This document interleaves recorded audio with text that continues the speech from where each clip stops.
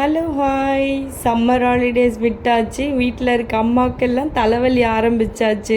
அந்த மாதிரி தான் இருக்குது இப்போ என் வீட்டில். குட்டீஸோட தொல்லைங்க தாங்க முடியல. அவங்களும் என்ன பண்ணுவாங்க, வெயிலோட தாக்கத்தினால சில்லுன்னு ஏதாச்சும் சாப்பிட வேணும் சொல்லிட்டு கேட்டுட்டு இருந்தாங்க. இது வரைக்கும் வாட்டர்மெலன் ஜெல்லி செஞ்சதே கிடையாது.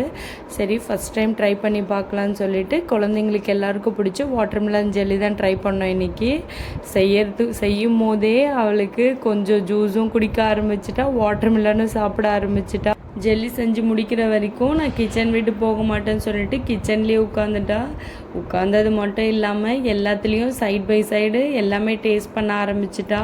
ஸோ இதை ஜூஸாக நம்ம எடுத்துகிட்டு ஜூஸ் அடிக்கும் போதே அதில் சுகர் எவ்வளோ தேவையோ அதுக்கு உண்டான சுகரை ஆட் பண்ணிக்கலாம். ஸோ ஜூஸை நம்ம இப்போ ஃபில்ட்ரு பண்ணி எடுத்ததுக்கப்புறம் ஜெல்லி ரெடி பண்ண ஸ்டார்ட் பண்ணிடலாம். ஸோ ஜெல்லியோடவே ரெடி பண்ணும் போதே இந்த ஜூஸையுமே அதோடு போட்டுட்டு குக் பண்ண ஆரம்பிச்சிடலாம். எல்லாமே சேர்த்து கிச்சன் விட்டு போடி வேர்க்குது சொன்னாலும் கிச்சனை விட்டு போகவே மாட்றா.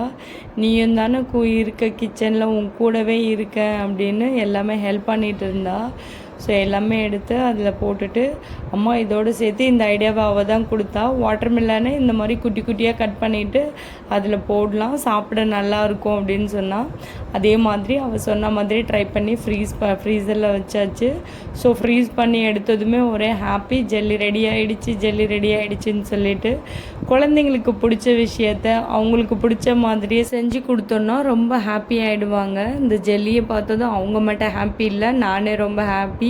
ஏன்னா நான் இதை ஃபஸ்ட் டைமாக செய்கிறேன் வாட்டர்மெலன் ஜெல்லி. எனக்கே ரொம்ப ஹாப்பியாக இருந்துச்சு. கட் பண்ணி எல்லாருக்கும் கொடுத்ததும் ஜாலியாக என்ஜாய் பண்ணி இந்த சம்மருக்கு ஏற்ற மாதிரி சாப்பிட்டாங்க.